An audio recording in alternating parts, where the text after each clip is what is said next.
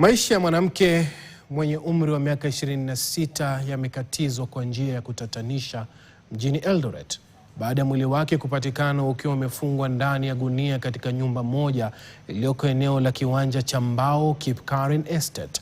Polisi wameanzisha uchunguzi wa kina kuhusu mauaji hayo na tayari wamewakamata watu wawili wanaosaidia katika uchunguzi wa kifo cha Lilian Chepkor. Tukio hilo limezua hasira na wasiwasi mpya kuhusu ongezeko la visa vya unyanyasaji wa kijinsia katika eneo hilo. Elvis Kosgei na maelezo zaidi.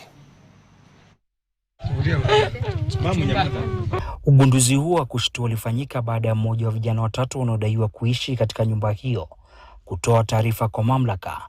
Maafisa wa polisi waliofika eneo hilo la tukio waliondoa mwili huo na kupeleka katika hifadhi ya maiti, ukisubiri uchunguzi wa kitabibu kubaini chanzo halisi cha kifo. Sina usemi na hapo, na sijui shida ilitokea wapi na wapi, hata sijui na sijiwezi hata. Nimetafuta mtoto wangu jana, nimuoneko tu, hata venye anakaanga tu nimuone tu, nimeulizana tu. Kukuja booster tukakuja tukaangalia, hatukujua ni Chepkor kuwa ameuliwa, tulikuwa tunadhani ni mtu mwingine tofauti. Sasa kufika katikati ya usiku kitu saa 6 wakibeba ndio tukajua ni Chepkor ndiye ameuliwa. Mimi Kenya ningeomba haki ifanyike na tutafuatilia juu atukubali kuwa wasichana wetu watashinda wakiuliwa kila wakati. Kwa mama wa marehemu Beatrice Chepchumba, taarifa za kifo cha binti yake zimeacha majonzi makubwa. Majirani walimtaja Lilian kama mwanamke mtulivu aliyependelea kuishi kwa amani na kujiepusha na migogoro. Kama mtoto amekufa na ameingishwa kwa gunia, sielewi ni wapi tena. Roho yangu anatembeanga tu, akitembea peke yake huko. Hajui kulea mtoto, ndio nimekubali na lea mtoto. Wanaume Kipkaren mnabievu mbaya sana. Mtoto innocent kweli. Mtoto innocent kweli. Mnamaliza kweli. Mnabievu kweli. Watu wa Kipkaren tunafanya kazi gani? Booster, what are you doing? Tujichunge tuke salama kana amani ya Mungu.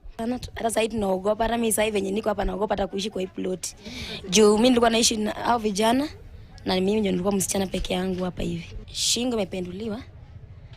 Alafu alikuwa na bleed kwa mapua na mdomo. Kamanda wa polisi katika kaunti ndogo ya Kapseret, Zephania Kamuren, amethibitisha kuwa washukiwa wawili wanazuiliwa kwa polisi, huku uchunguzi ukiendelea ili kubaini mazingira yaliyosababisha mauaji hayo.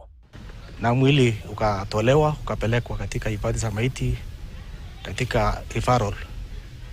Na uchunguzi ukaanza mara moja, na maafisa wetu kwa wakati huu tumewapata suspects ambao ni wawili ambao wanasaidia sisi katika uchunguzi wetu. Matukio hayo yameibua wito mpya kutoka kwa wakazi pamoja na mashirika ya kutetea haki za kibinadamu, wakitaka polisi kuharakisha uchunguzi. Elvis Kosgei, KTN, kaunti ya Uasin Gishu.